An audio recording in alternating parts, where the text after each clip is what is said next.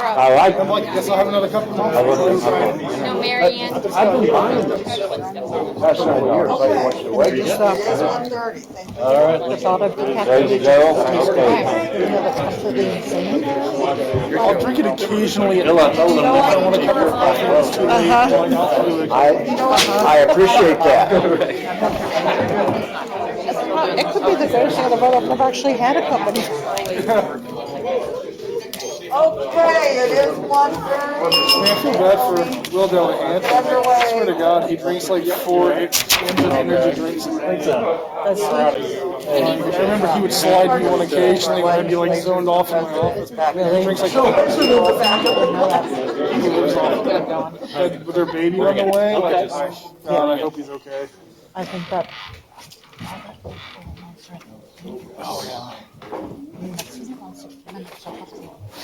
Yeah, don't mix it with alcohol. All right, go, man.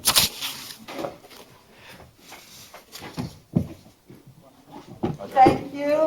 I will call the meeting to order and we will get underway. I'm so happy to see you all here in person for our last in-person meeting for this 2020 year. And the press conference was a great kickoff to the holidays. As a first order of business, we have some special guests here that I would like to welcome.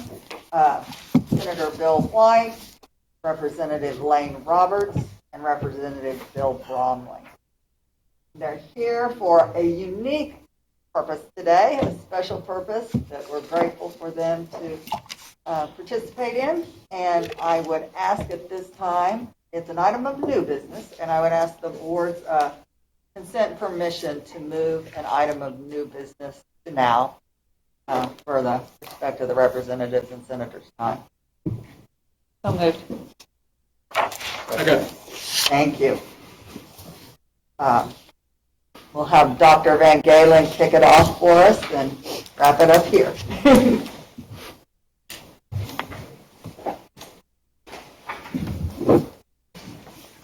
Thank you, Governor Hirschway.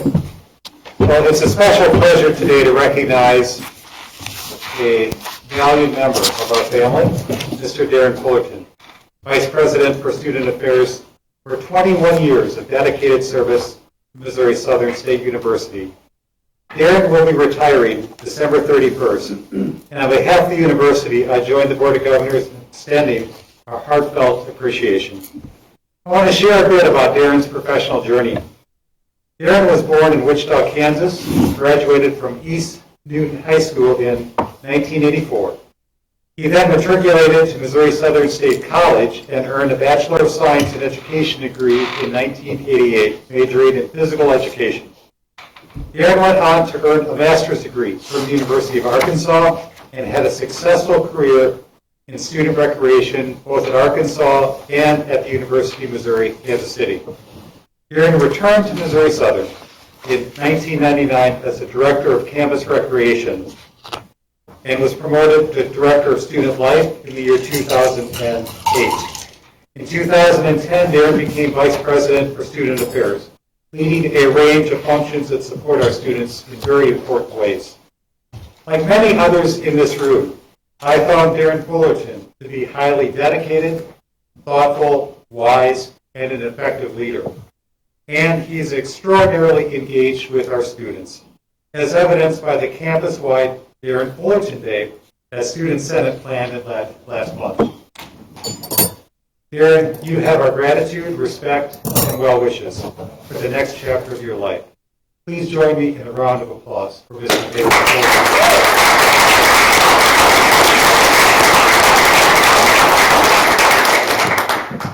Also, today we're grateful that some special guests, as Governor Hirschway mentioned, have joined us. And I want to acknowledge the presence of two of our elected officials, Senator Bill White and Representative Lane Roberts. And I would ask first that Senator White come forward to offer a special presentation.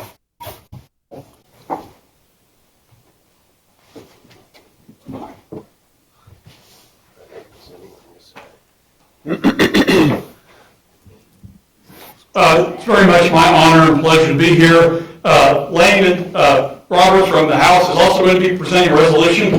Lane and I had worked out ahead of time he was going to read it, so my text is basically the same as Lane's text, but just to make a few comments that when you read and when you listen to what Darren has done, he's impacted incredibly the students on this campus.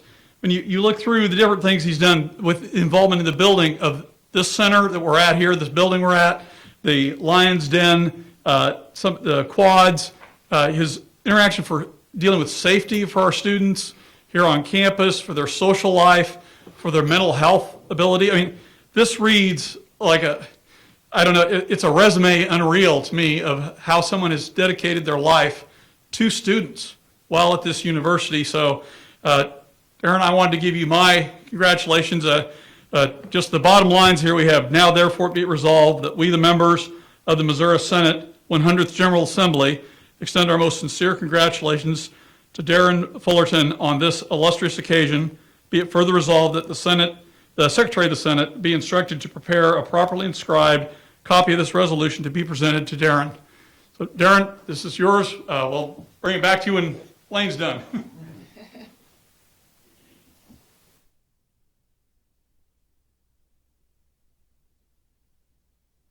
Thank you, Senator.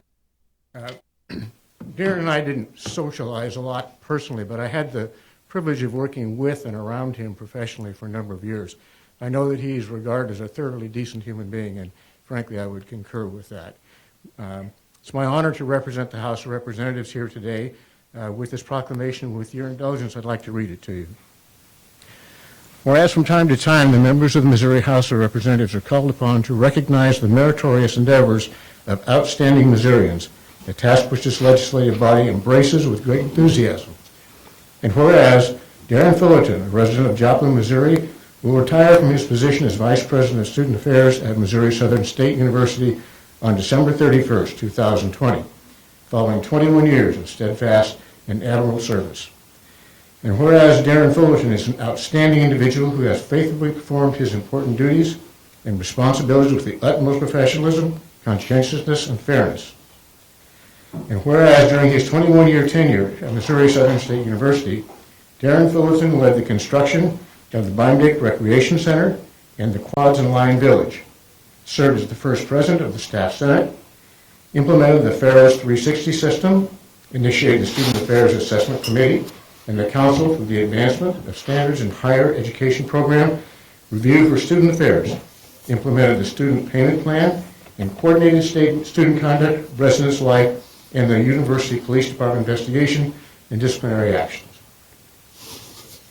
Whereas Darren Fullerton has also enjoyed recognition for his involvement with the American Red Cross, AmeriCorps, United Way, the National Collegiate Athletic Association's National Youth Sport Program, the Carl Junction High School Athletic Booster Club, and the National Intramural Recreational Sports Association.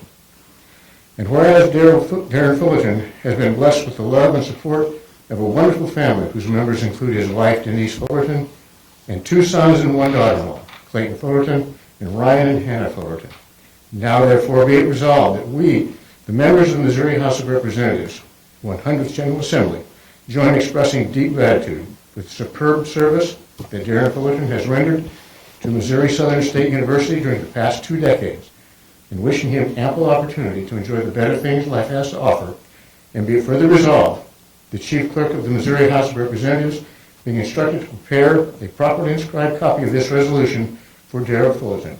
Signed by myself, Representative Bob Bromley, signed by Elijah Harr, Speaker of the House. Darren, congratulations.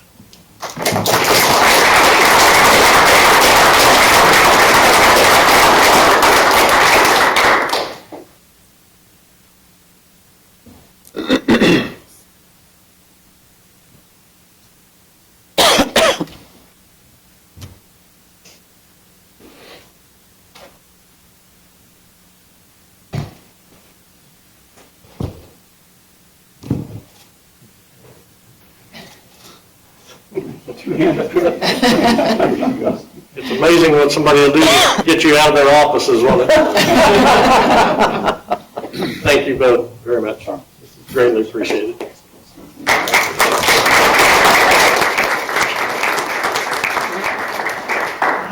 Thank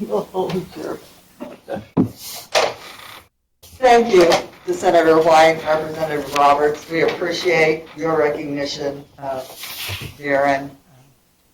We'll miss him at the university. The board also wants, we don't have a formal resolution, but I want to say a few words on behalf of the board. Darren truly, as Senator White said, put the students in student affairs. It centered everything he did. During my tenure on the board the last 5 years, I've seen him work hands-on, face-to-face with many, many students, with their families during times of tragedy. He's visited a hospital, he's gone to funerals, and happier occasions, he's passed out degrees. He's just at the heart of everything. And as Senator White touched on, student affairs encompasses, residential life, all aspects of student life here. And our mission is to educate and graduate responsible students, and that was his job every day, every aspect of it, from health to nutrition. And I also had a chance, the President's Council chose him because we were selecting a new president to be their voice and representative on the search committee. And he was my contact point here at the university, and I got to know him even better and to see his attention to detail. Again, every step of the way, student focused. I think he's going to miss the students from what I've got to know. I think he's going to miss the students a lot. They have been his purpose, it seemed to me, with his work here, and we appreciate that. That's the highest purpose, and again, back to our mission. But the university and the board is going to miss you a whole lot. And again, this last year and the management, he's managed internal task force on COVID, again, masterfully organized, so detailed. And I think he's going to take a few things he learned, maybe. So the board got you a small gift because we heard that you may continue social distancing for a while as you need to, and do some grilling or smoking or something in your backyard. So Absolutely. we have a gift for you to help do that, but we hope in time, when we're all opened back up, you'll come back and see us. And again, we're going to Thank you. thank you. And I think some other members of the board may want to speak for themselves at some point. So I would open it up to others on the board if they want to say a few words.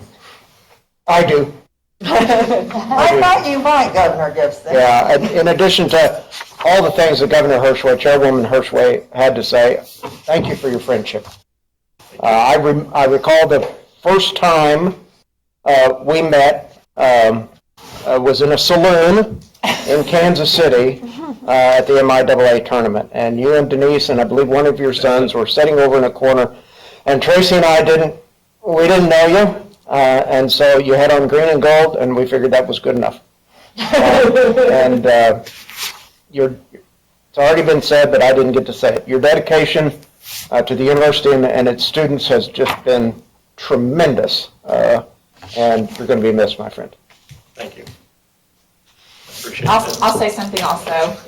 Darren and I were both high school graduates in 1984, and we showed up here on campus together and spent 4 years in school together. So we went to Missouri Southern for 4 years and graduated together, and then to come back and be a part of the board and get to see him again and get to know him better and his accomplishments. I'm very proud to have known you and worked with you over the years. It's been a great pleasure. Congratulations on all your accomplishments, and enjoy retirement.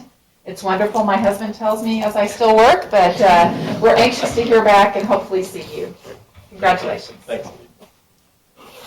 I would like to say one thing about Darren. I think maybe I only had a couple of board meetings underneath my belt. And at the time, my father was not doing very well, and we had a long, late night in the emergency room at Freeman Hospital. And I got my dad settled, and I walked back through there, and it's very late at night, and there sits Darren Fullerton with some students there, and he's with a student that was in need, and they're in the emergency room. And if you could see, as I walked up on that, I mean, there was no question where Darren's care and concern was for those students. He had some upset young people there with him, and that, to me, that says everything about what he means to this university. And when you say students first, that picture right there will always be in my mind, Darren, and that backs up everything that you've ever done. And I know that wasn't your only trip to the hospital in many years either, so thank you. Appreciate you.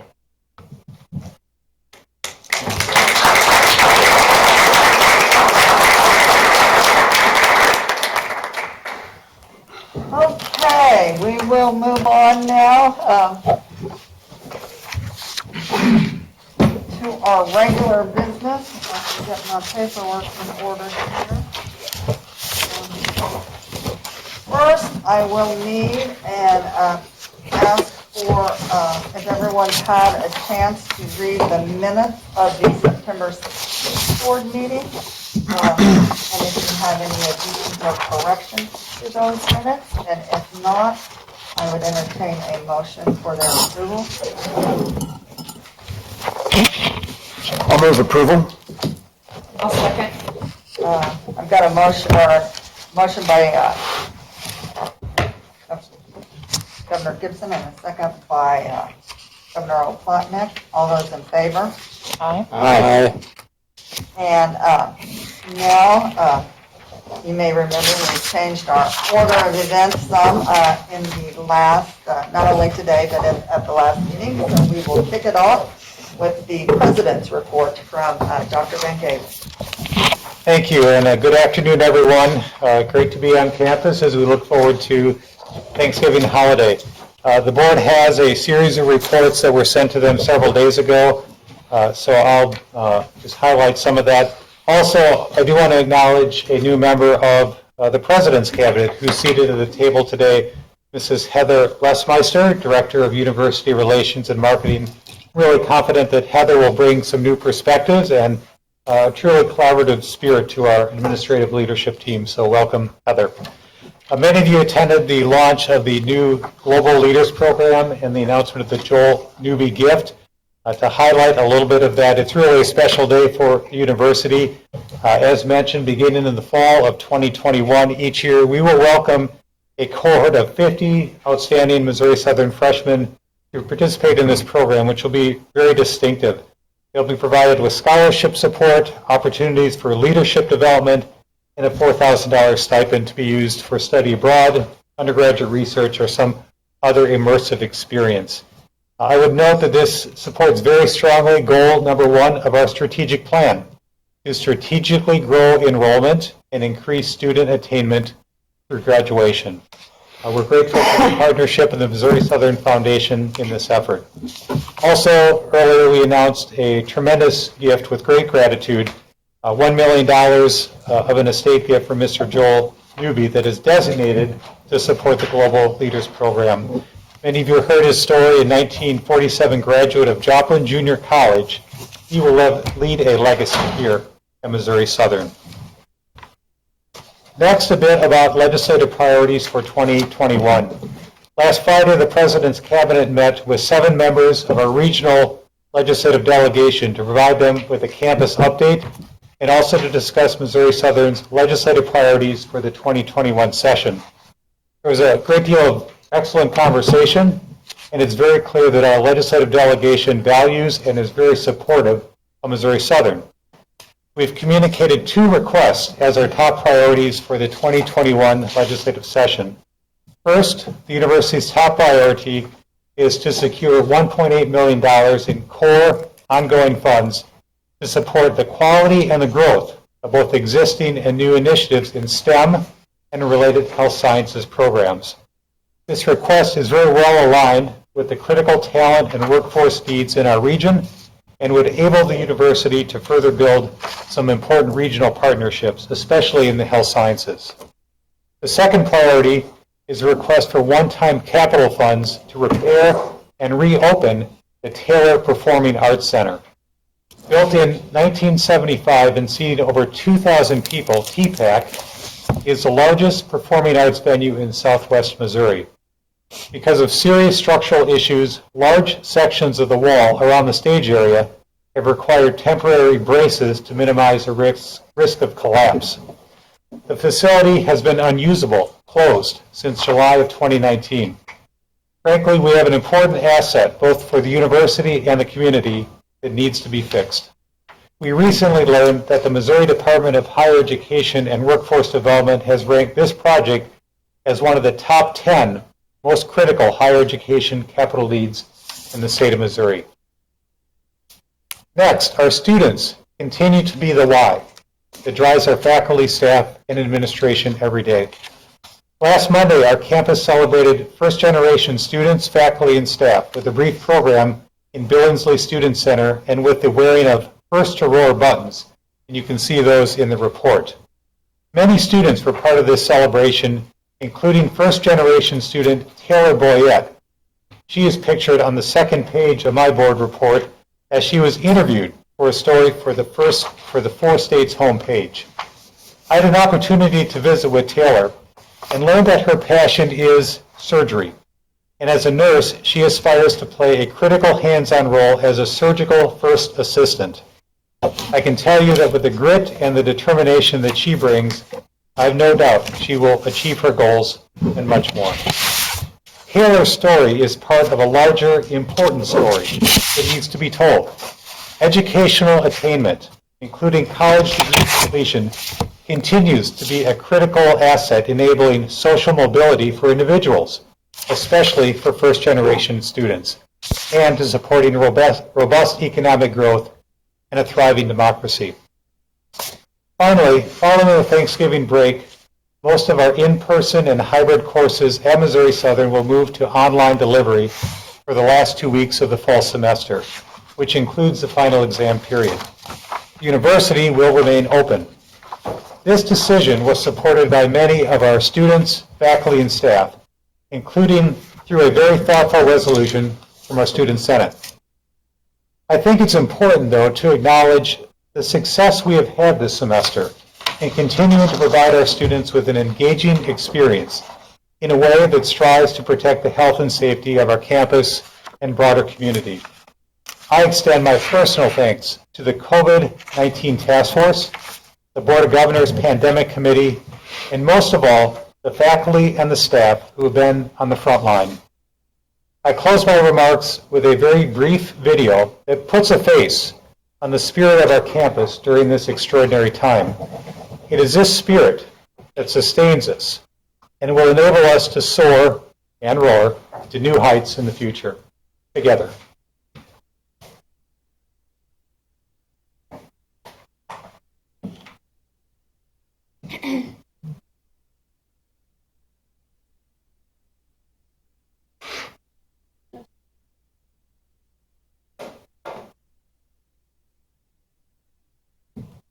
We'll probably start that over.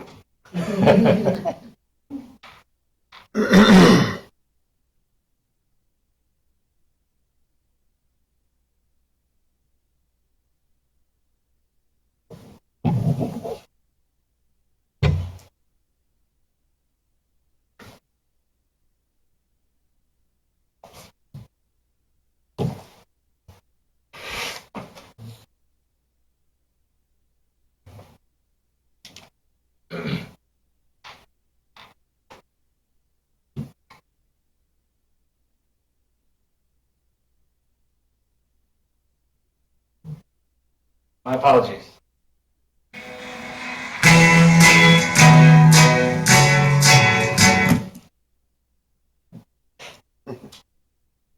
I've learned that things change rapidly, whether you want them to or not, and you have to learn to.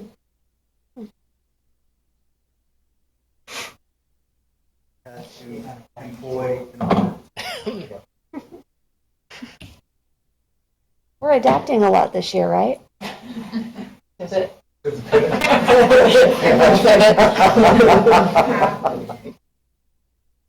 Well, maybe we should pivot to They the want next. us to be happy, they want us to be safe, and have the best experience that we possibly can. We can do like a lot of things still, and if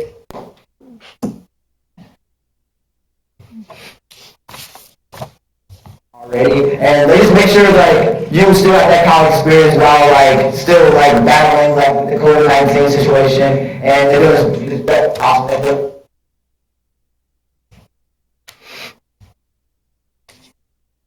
While not sacrificing the academic experience. And so all the protocols that we put into place.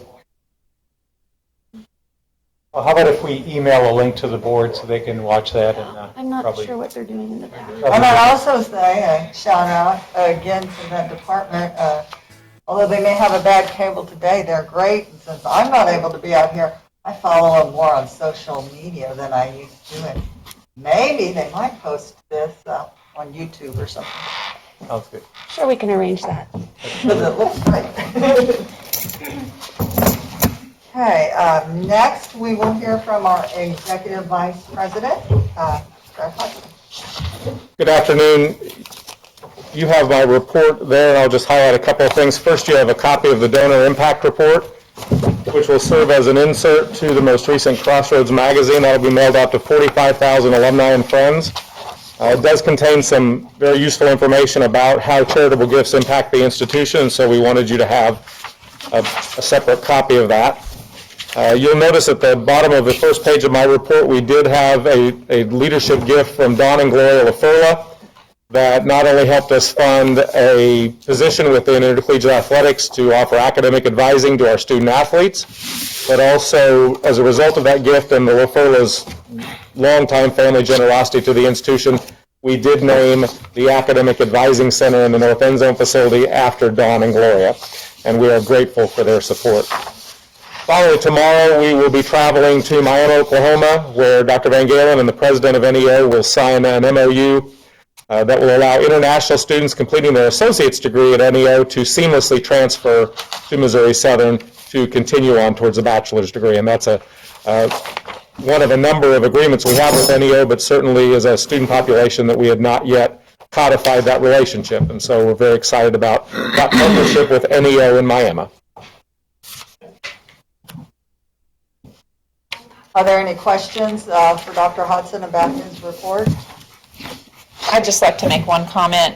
Thank you, Dr. Hudson, for all the work that you've done in sending out the 45,000 magazines each quarter. I know when I first joined the board in 2016, that was one of the major projects that your team was working on, was to dig in the basement and find the addresses of all the alumni and people who have graduated, try to locate them, get their addresses, and work with the foundation to mail out information. So the donor gift that we just had with the press release is, I'm sure, part of your accomplishment and your team's accomplishment. So thank you for all your hard work and your dedication and your staff for working so diligently to improve our donor list, mailing list, and complete that project. Thank you.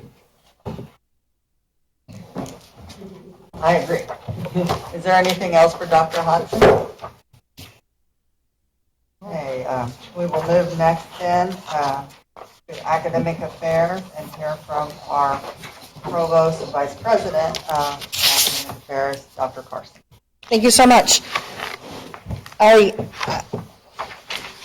I fear you may have already perhaps seen it on the media, but we wanted to really share with you our excitement for getting the $500,000 grant to expand our early childhood programs, academic programs, and also services. So, again, one of the largest grants in the history of Missouri Southern. We're very excited because it's so synergistic. It will allow us to renovate Taylor Hall, the area that used to serve as our Lion Cub Academy before we moved across the street. It will allow us to renovate that to service the needs of students with special needs, little Lion Cubs with special needs on the developmental delay spectrum and in other areas. But the very exciting thing is that not only are there limited opportunities for students with those disabilities to find early childhood, it'll allow our students and our credential programs to support those students, and having the clinic in-house will allow us to credential our students in those areas working with developmentally delayed children exponentially because of the nature of the legislation and the regulation about what it takes in terms of clinical hours. So we are beyond this collaboration between education and psychology. Something we have been working on and working toward for a very long time. You may have recalled that we were awarded MoExcel's dollars for this project a couple of years ago. However, given the budgetary challenges the state faces, that was pulled. We were able to reapply and get this other grant. So we are thrilled about that. This will differentiate us academically and socially from absolutely none of any other university at all in the 4 states area in the Midwest region. So we're very thrilled about that, and we'll be sharing developments and progress as we move along. The second item I wanted to share in there is a separate handout that provides a little bit more detail at your places. We've talked a lot about the digital backpack this morning. So the digital backpack was an initiative that was undertaken, again, very cutting edge in terms of higher ed. But we started from the very beginning of the pandemic, even prior to March, to look at special software packages that would not only maintain but enrich the quality of our remote online learning. And Scott and his team were really critical in doing it very, very diligently to track usage, to track efficacy, to track student reactions and faculty reactions to these. Very effective at working with Jeff and Linda to harness CARES money to be able to acquire software licenses.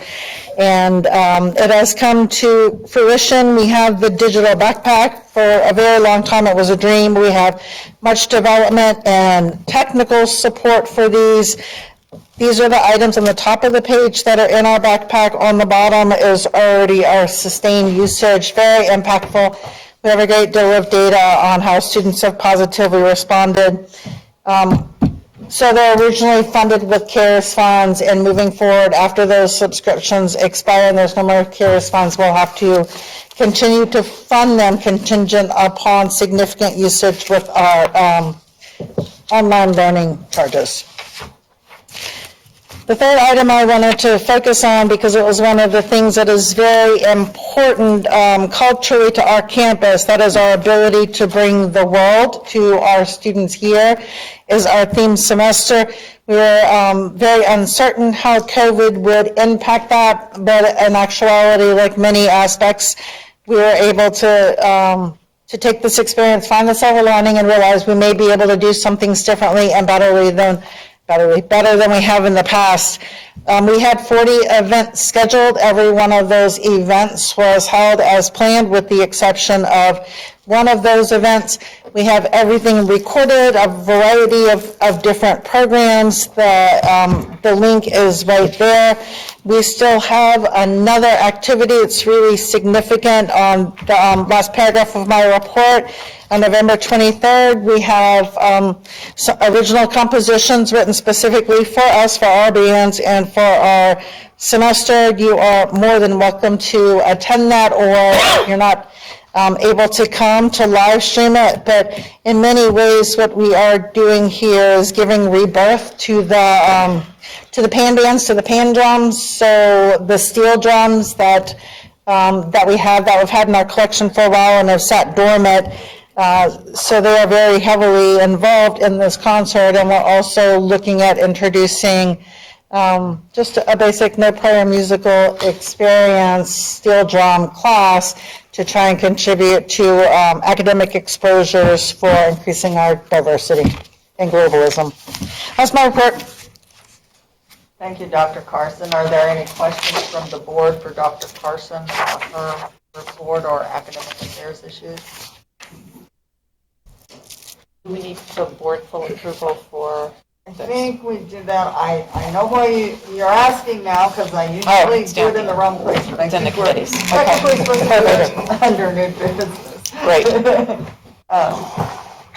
So, we will now move to, rather anticlimactic and sad, our final report from our VP of Student Affairs, Mr. Darren Fuller. Thank you, Governor Hirschway.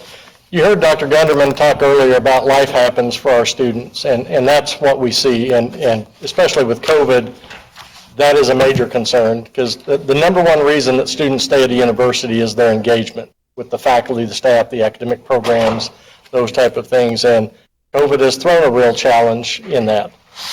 One of the things that we're doing to help in some of those situations, the foundation is partnering with Student Affairs, and their campaign of Lions Helping Lions is going to be used for a Student Emergency Assistance Fund. This is not to take the place of their financial aid or take the place of any additional scholarships that they have.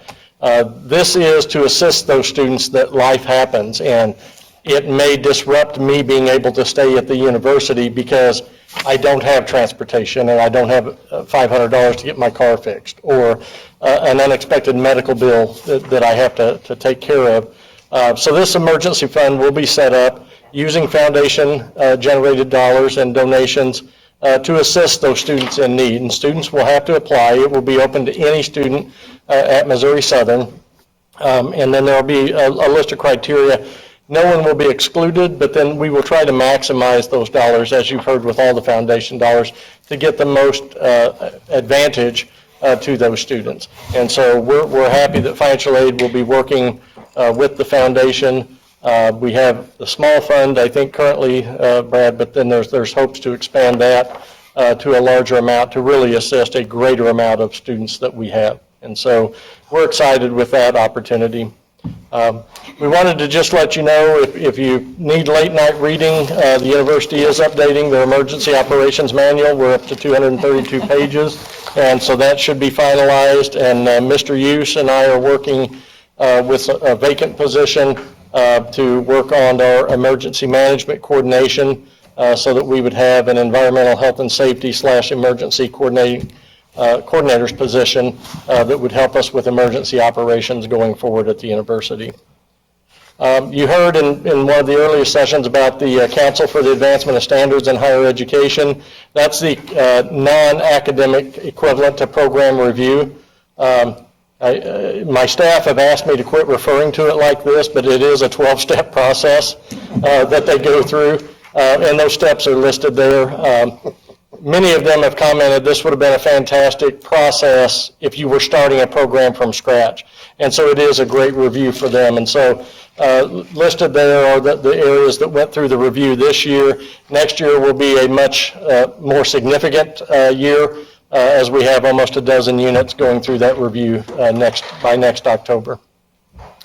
Another thing that we are proud of and that we're able to help our students with, Student Affairs is partnering with the Missouri Department of Social Services to actually have a DSS representative on our campus to be able to assist our students. And a call went out through the Department of Higher Ed earlier this year, and we thought that most of the schools would sign on. Department of Ed released a press release earlier this week. Only 6 schools in Missouri have partnered with this initiative, and Missouri Southern is the only 4-year public school to sign on with Department of Social Services. That was kind of surprising to us. Department of Social Services will provide a benefit specialist.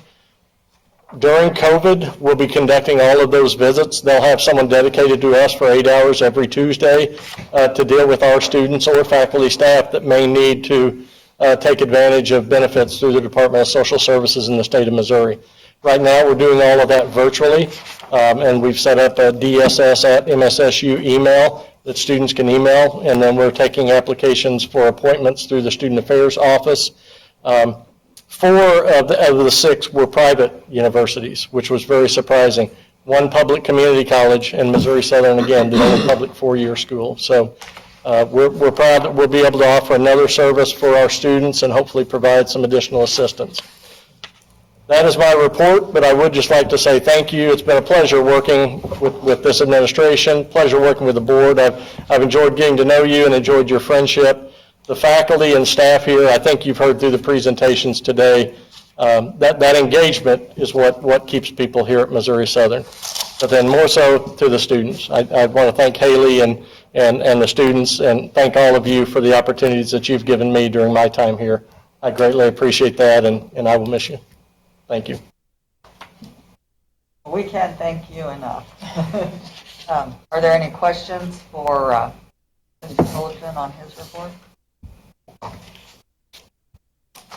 Okay, next we will hear from our VP of Business Affairs, Trius.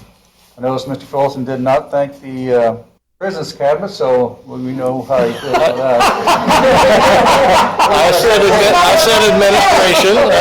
We'll talk about that later behind the closed doors. Let's go over the construction report briefly. First item is the residence hall. This facility, we divided into 3 sections, and the reason we do that is that as the trades go up one section, they finish as far as they can go, then they'll start on another section, the other trades jump in, so there's no loss of any time. They just continue on in the process. So each section is in varying phases of construction. So one section is complete with all 4 floors and the roof's finished. Another section is complete up to the top, but the roof's not finished, and the other one is working their way from the bottom up. The connections for plumbing and sewer continues throughout the building, and the contractor is installing the aluminum storefronts and glass. And one item on this whole construction project that is related and not related to the resident, this particular facility, and Darren reminded me of this the other day, is that when we bonded this project, we received some bonding money to do some remodeling of existing residence halls. Not a lot, but a little bit. So we will, as he departs and leaves this all on my shoulders, we're going to try to determine what we will need to do with the existing residence halls in order to beautify those as far as the dollars can go. So we'll be looking at that probably next summer to look at that piece of this. And finally, our favorite project, and that's the trail project. We did have a final walkthrough by MoDOT in the city of Joplin last week, and they found one little thing they have to correct. It's the ADA access to get onto the trail, so they're going to have to make some adjustments there. Otherwise, they would have signed off on it. Our physical plant and IT staff have been working diligently in installing the lights and the cameras, and if you get a chance to drive by there in the evening, you'll see the lights all lit up. It looks very attractive over there. For clearing brush, and in the future, we will be installing an emergency phone for the students, and albeit for some other people, a piece of exercise equipment along the trail. So I'm going to have Darren come back and demonstrate that for everybody. But we will hopefully have a formal ribbon cutting in the spring when the students all get back on campus. Anybody have any questions? Hey, Rob, I have a question on the section A, B, and C. Can you remind us again the dorm styles on those? I know one was traditional, one was similar I'll defer that to Darren because he's more involved with that whole piece of this. Okay. Basically, if you're looking at the drawing in front of you, the towers on each end will be the suite style, and everything in the middle that is a flat wall facing will be traditional style.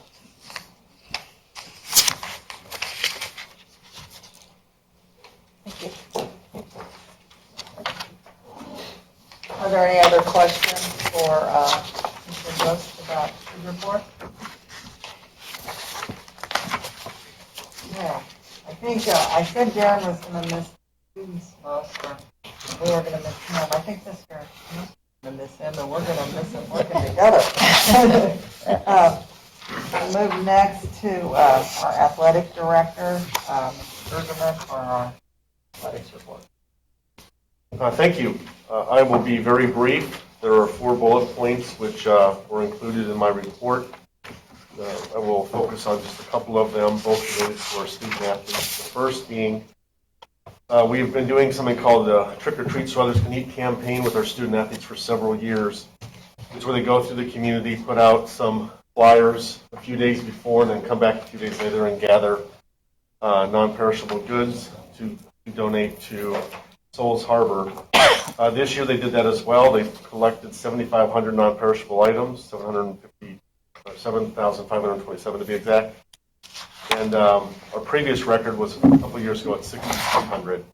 That's substantial, and Souls Harbor does appreciate it. It gets them, at this point, almost 6 months worth of food for Souls Harbor for that. So that is a student athlete-led initiative by our Student Athlete Advisory Council, and it's very much appreciated. In addition, the final point I will do is also involves the Student Athlete Advisory Council. They sent a letter to the President's Cabinet regarding social injustice and diversity and inclusion initiatives. With that, President's Cabinet did respond to their letter and their concerns and what they could do to assist in sending a proper message.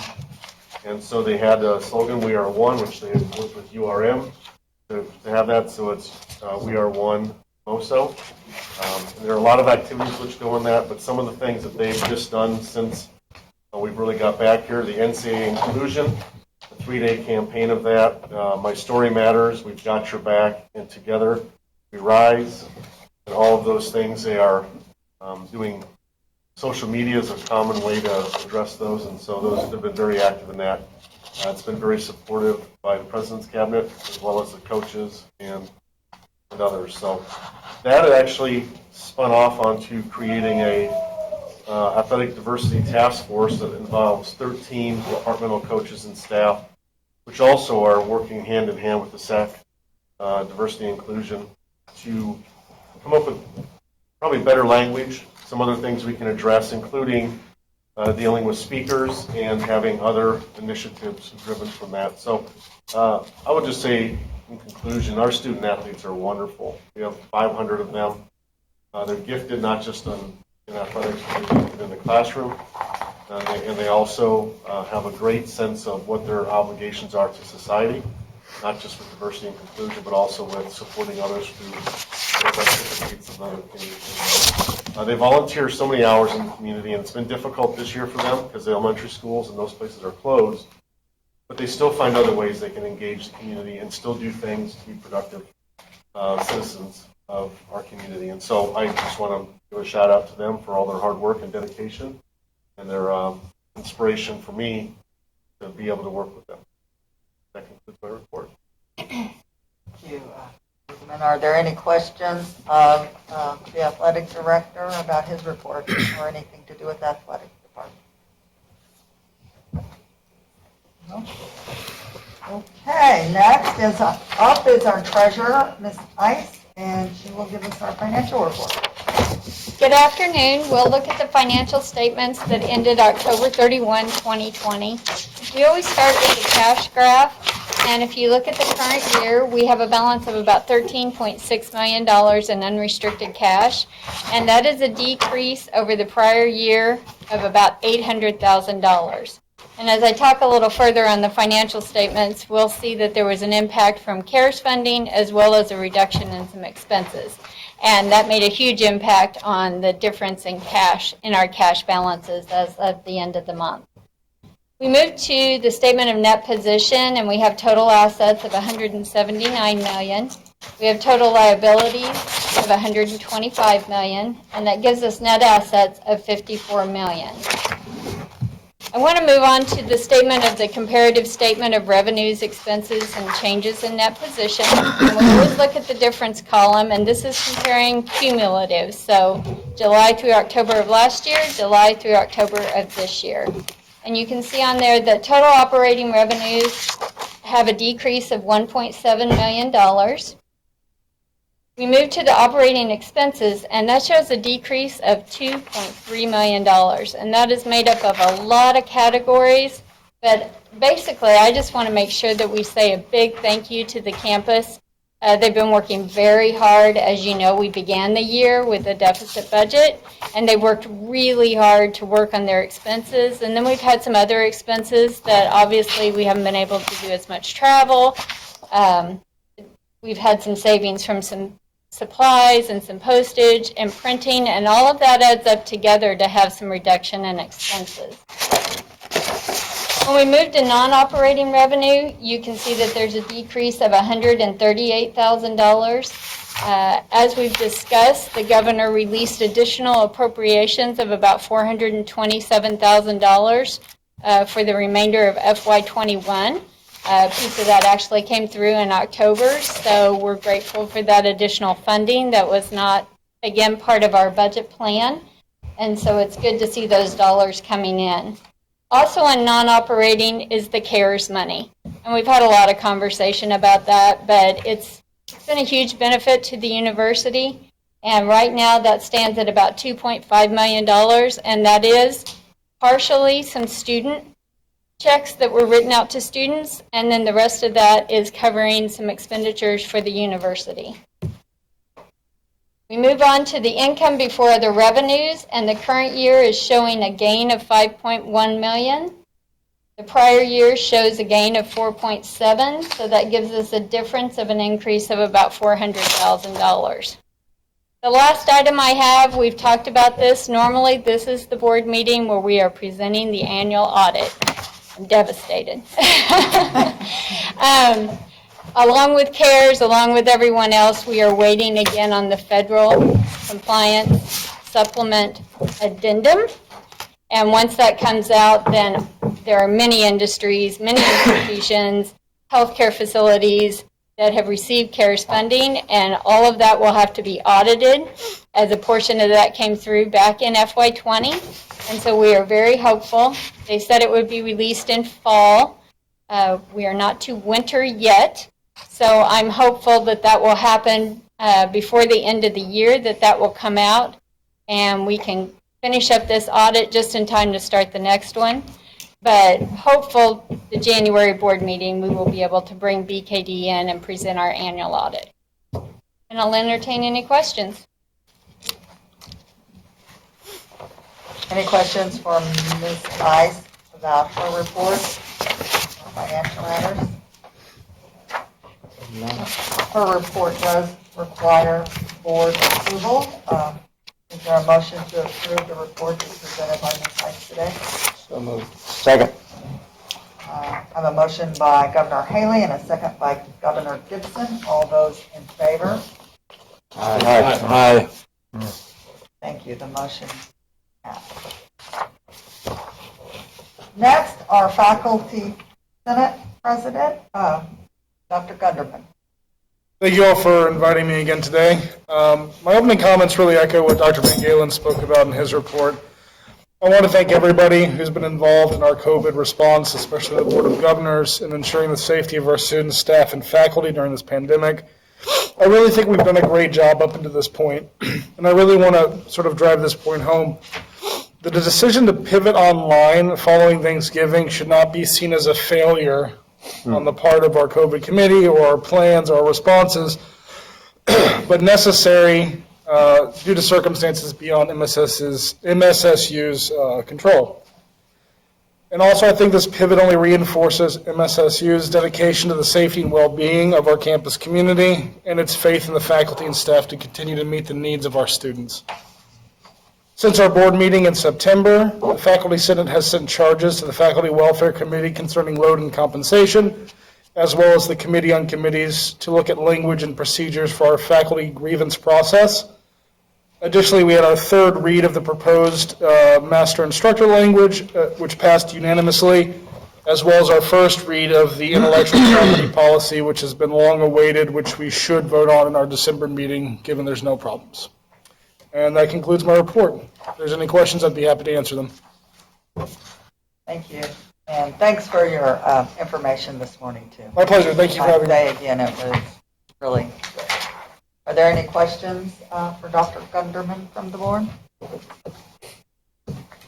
Okay, then if none, we will move on to our Staff Senate President, Ms. Deborah Gal-Show. Oh, there you are. Sitting on the other side today. All right. I want to thank you for letting us have a seat at the table here and give you our report.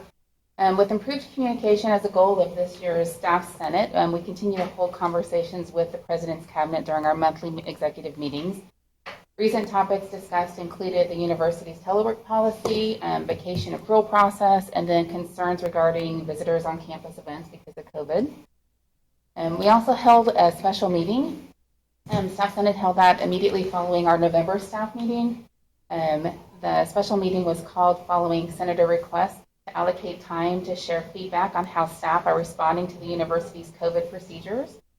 So during that meeting, we did vote to endorse Student Senate's resolution to pivot, not move, right? Pivot, that's the word. Pivot to online instruction following Thanksgiving break. And we also discussed a number of staff concerns, which were later presented to the COVID task force. And Staff Senate is currently working with the task force and the Wilcoxon Health Center to address those concerns and help improve communications across campus. The next item on the report is our Angel Tree program. And that's kind of become an annual holiday tradition for Staff Senate. The service committee is busy busting that out. The program is designed to help Pell-eligible students and their families. So Southern staff and faculty have the opportunity to adopt an angel, which are children 18 years of age or younger of these students, and provide gifts to the families who might need a little extra help during the holiday season. 35 Pell-eligible students applied for the program, and 82 angels are currently up for adoption. I think there's maybe a dozen or so left on the tree, which is stationed outside the president's office. Gifts are due to the committee's chair by the end of this month, and then we will have a gift wrapping party, which you are all invited to if you want to attend. It'll be in the North End Zone on December 1st. And then we will distribute those gifts to the students during the Southern Lights event or sometime there. And the last item on our agenda is the Quarterly Service Champ Award, and this is the last quarter we will give for this year. And the Service Champ Award is just designed to bring recognition to outstanding staff members across campus. Awardees are nominated by their peers and have to reflect at least one of the 5 paths of the Lion Paw, which those include respect to campus community, a positive attitude, pride in work, exemplary dependability, and excellence in customer service. And our 3 awardees this quarter are Lori Messer, who's the coordinator of disability services, and Renee Piney, which is the registered nurse from the Wilcoxon Health Center, and then Kyle Van, who is the event support specialist with information technology. And that is all. Thank you, and thank you to those 3 award recipients on behalf of the board. We appreciate their work. Are there any questions from the Staff Senate President? Next is our Student Senate President, Ms. Ailey Ward. Well, thank you guys all once again for letting me be here today. So with Student Senate, we've actually been doing a lot. We just recently funded the emergency fund for the new trail. We created a COVID ad hoc committee as a way to mitigate the fears of students and have personal communication with them so that we could be a direct line from them to the task force or anything so we can answer their personal questions and mitigate any fear or panic that is surrounding COVID. It's also a sounding board for anything that the task force needs any student input on, so that it's not just my own personal opinion, that we get a more well-rounded opinion to be able to present to the task force. We passed the pivot to online resolution and thanking faculty and staff senate for the endorsement and the president's cabinet for pushing it through and consulting on it. We do really much appreciate them and the task force. And we are currently finalizing a second resolution that will be asking the city to put in a turn light and a pedestrian crossing light in the, I forget if it's Victory Lane in Duquesne, because is that what it is? Yeah. Over on Victory Lane in Duquesne, because about 1 to 2 students every year either get hit or almost get hit over there. And so we really wanted to put it to the city so that we can hopefully have a safer crosswalk. You know, not really fun to get hit by a car. Student Senate is also considering putting an amphitheater behind Billingsley, so like right out that window, you'll see it. We are considering it, and we are sending out surveys to our students and the president of our registered student organizations to see if there is actual student interest in this and like what it would be used for. And after our one meeting tonight, we will be having one more meeting on December 2nd, which will be virtual.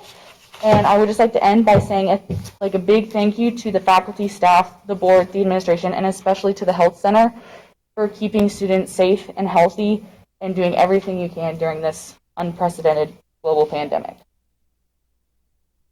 Thank you, Ms. Ward. I'll say thank you also for the resolution, and I think it's sign on by the other university constituencies. Just to know that that was student initiated was great, and I think we're doing the right thing given the circumstances. And the board thanks you for that. Are there any other questions for Ms. Ward?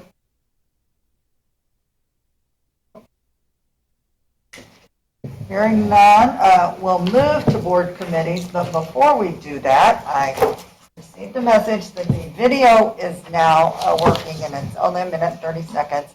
And then because of the little technical function, I neglected to give the board an opportunity to ask questions of Dr. Van Galen about his report. So we'll do that after we watch the video.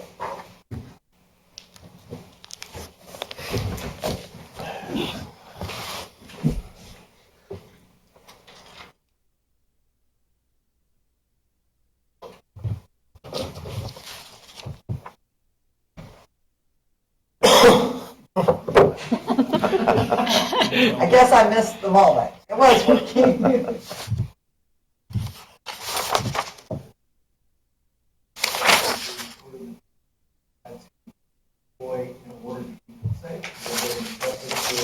And very willing to do that, to be able to have this experience on the ground. They care about the students. They want the students to have the best experience that they can have, even in the midst of the crazy crisis that we're going through right now. They want us to be happy. They want us to be safe and have the best experience they possibly can. We can do like a lot of things still, and it's still really fun being on campus and being involved in like so many different organizations and being able to do so much that we can already. And they just make sure that you still have that college experience while like still like battling like with the COVID-19 situation, and they're doing as best as possible. They're doing as best they could with the circumstances we are in. We've put safety at the forefront while not sacrificing the academic experience. And so all the protocols that we put in place, all the changes that we've made have been effective in keeping us safe, but also ensuring that students get that academic experience that they're looking for.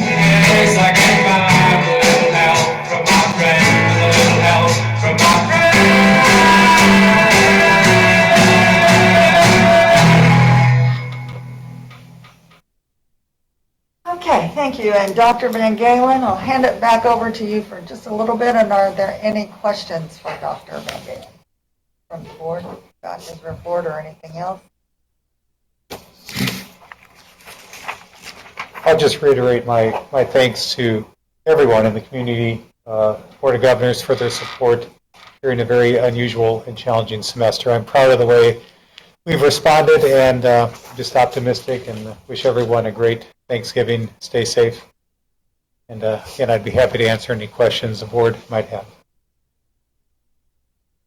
Okay, so now it's time to move to committee reports. And first up is, even though we've heard a lot about COVID, we've got another semester coming up, and Mr. Gibson has been hard work, working with the university administration on COVID issues, and we'll hear from the pandemic committee. Thank you, Chairwoman Hirschway. The Pandemic Committee met on Monday of this week by conference call. We heard reports from Dr. Van Galen, Mr. Fullerton, Julie Stamps, and Jared Bruggeman. Dr. Van Galen updated us on the pivot to online classes after Thanksgiving and some of the communication strategies that he has personally undertaken. Many thanks to URM for all of the communication efforts throughout this entire process. Darren updated us on the work of the task force, principally the development of the contingency planning document, which is posted online. Anybody can take a look at, and then also brought us up to speed on the work that the commencement committee that is headed up by Provost Carson to to do a modified commencement, modified format, December 11 and 12. Mr. Brugman brought us up to speed on the decision to allow limited spectators at the basketball games on December 17 and 19, and I think it's to note, or worth noting that, you know, it depends on the experience that we have after those games and the results of our efforts to control the spread will sort of dictate what happens in the spring in terms of spectators at basketball games and other sporting events. You know, this task force is made up of a couple of dozen individuals from across the campus, and it's hard to tell exactly who's here because you all wear masks. But I think about 12 are here, and I want again thank you for your efforts on that task force. But you know, there is a front line in our university's response to this pandemic, and that is the Wilcoxon Health Center and its leader, Julie Stamps. And Julie is with us today, and I want you to stand up back there because I want the board to recognize Julie and her staff on their efforts in meeting this pandemic head on and doing just an absolutely terrific job. So Julie, thank you very much.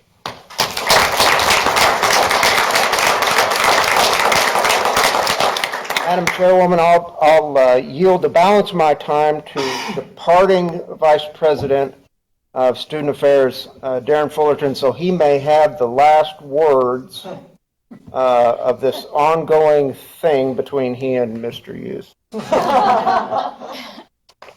Well, I gave my recommendation that Rob should take over several of the subcommittees on the task force, so I think the president's still waiting to act on that. But the only thing that I have left to say is that, and Governor Gibson has already said it, the people on this task force, and you heard from the academic affairs meeting earlier, everything non-COVID that the faculty are doing, add COVID into that, and all of the committees and subcommittees under this that the faculty and the staff are attending.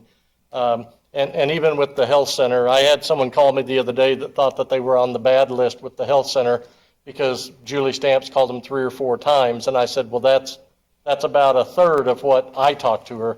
And so they were like, oh, okay. But that just goes to show how much communication is coming out of the health center to the campus. They are not sending just an email here or there. They're on the phone day and night talking to the people on the COVID committee and the different department chairs and deans. So the only thing I would have left to say is that if you haven't been on the COVID task force page on Missouri Southern's website, get on that page, because we were joking, and someone thought we were actually joking, because I asked Mike Olmstead with Heather's crew how many videos that they have published about COVID-related items and being safe and how to wear your mask. He couldn't tell me for sure. I counted, and I know they're not all on the website. Yesterday I counted 27 of those videos that we've done education-wise. So, and those came from input, and many of our faculty and staff and students were in those. So I just want to say thank you for everyone that has gotten it to this point. As Dr. Gunnerman said, I don't think our pivot to online is a failure. I think being able to stay face-to-face until Thanksgiving is a huge success, and we owe that to the people on that task force. So thank you. Finished. And I would agree, and I would just echo my thanks to the whole task force and the board pandemic committee.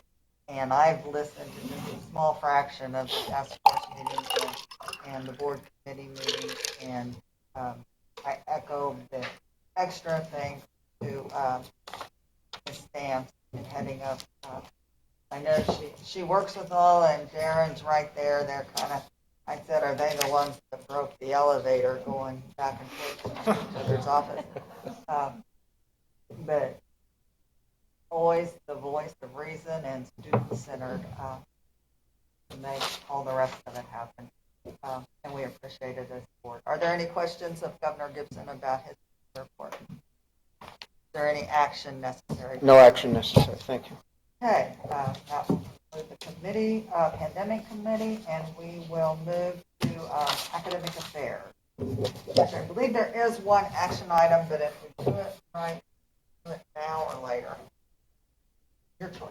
I don't know. Okay, I wanted to thank everyone for attending the academic affairs. I think anytime we can have the faculty in front of us and hear from them as a board, I think that's really critical. And so I appreciate Chairwoman Hirschaway allowing us to have a separate meeting outside of the budget instead of having those together so all the board members could be present to hear the faculty presentation. As you all know, we went over the roles and the impacts of the faculty, the credentials, the hiring, promotion, tenure process, and the roles of the faculty and how they contribute to the education and to our students. And it was very impactful to hear from each of those faculty members and share, not only during a COVID year, but in a typical year, how their day spent, how they impact students, how they help students, how they show as mentorship, and the impact that they can have long term. So it was a great meeting. I know it was a little longer than usual, but we appreciate Dr. Carson setting up the faculty and staff and having them share their ideas and their thoughts with the board. We also approved, or we reviewed some AP certificates and majors, the budget impact and the student impact overall of each of those.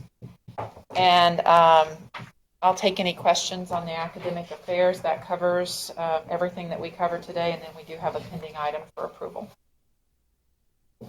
Are there any questions about the academic affairs committee meeting? Because we're here, if not all of us. So I guess we'll do it right and address the motion. Sure. I'll need a, you mean go ahead now, or you want to wait till new business? Okay. All right. That concludes my report then. Okay. So budget and audit. Yes. Thank you, Governor Hirschway. Budget and Audit Committee met this morning. We had a few items on the agenda. Did get a budget update overall. If you remember when we approved this fiscal year's budget, we did it in 6-month increments. As we're standing today, we feel we're pretty good to continue with the budget as approved at the beginning of the year. So that's a positive trend for us, especially with the additions of appropriations and CARES funding. So I think we're in a good position right now to move forward with that as is. We also did talk about minimum wage, which I'll come back to because I do need a motion to approve that. And then also on our voluntary retirement incentive, there were 52 eligible. We had 16 accept, and so we will move forward with those individuals throughout this calendar year. On minimum wage does increase January of 2021, and so we did ask the administration to review that, and we saw that there are 37 employees that will be impacted.